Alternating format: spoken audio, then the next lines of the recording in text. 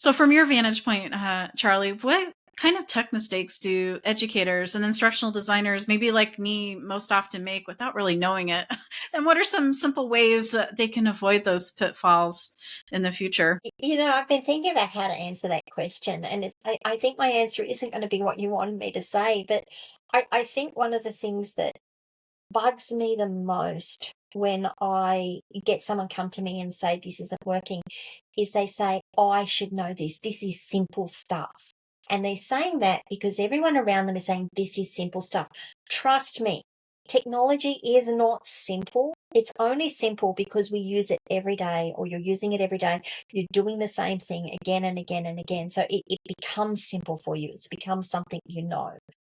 Don't think that just because something isn't working, it's you.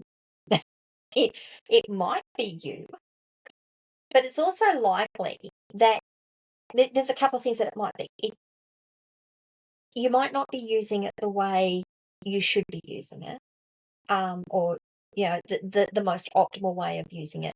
It might be that the instructions were written for a previous version and they haven't updated the instructions, but they've updated the versions and something's changed, and now you've got to work out how to make it work again, even though it's always worked the way it did until right now, and it doesn't work. Remember what I was saying is like you don't know what you don't know until you don't know it. Right. That's so true. Something works until it doesn't. Don't be afraid to ask for help. Don't be afraid to say, what do you guys think? Why do you think this is doing this? Go out and get that assistance. And certainly don't be beating yourself up because something isn't working the way you think it should be if you don't do it all the time. The reason I do really well with certain things and the things that I work with, I do it every day. Someone will come to me and say, "Oh, can you do this?" I'm like, "Yeah, it's done." They're like, "How did you do that?" Well, I do this every day. This is now rote memory. This is now habit for me. I know what buttons to check and where to look and what to do. Right. Um, It's inherent in so you. You've learned, yeah, yeah, exactly. it's muscle memory. It is Yeah. absolutely muscle memory. But for me, it's my brain muscle, but it's muscle memory.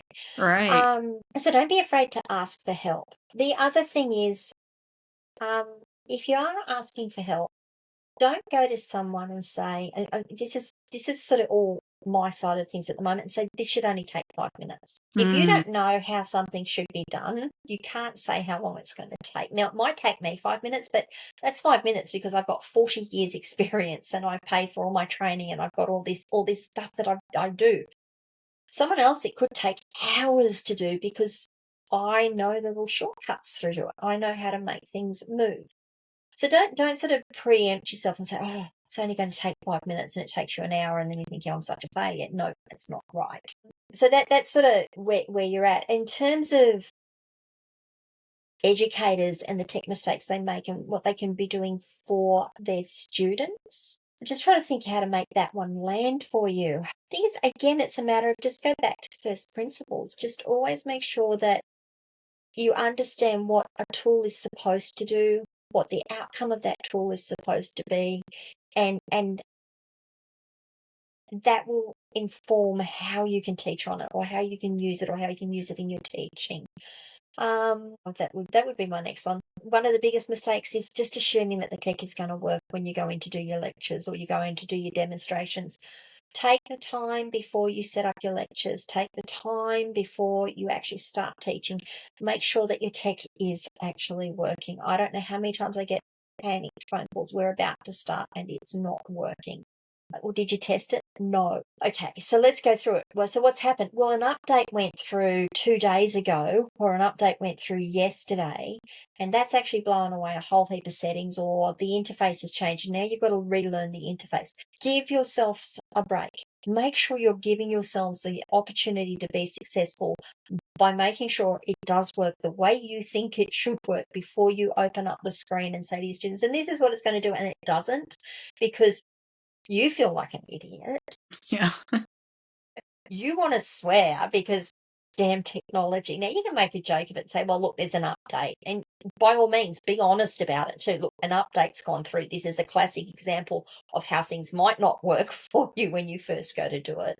But give yourselves as much chance of success when you're going to do whatever it is you're doing with your students. Make sure it does do it the way you think it should do it and was doing it when you go to do your demonstrations. Does that make sense? That does. Yeah, not making assumptions it's always going to be the same all the time because technology changes so much and so often, right? So, Yeah. yeah, being Yeah. prepared and having that mindset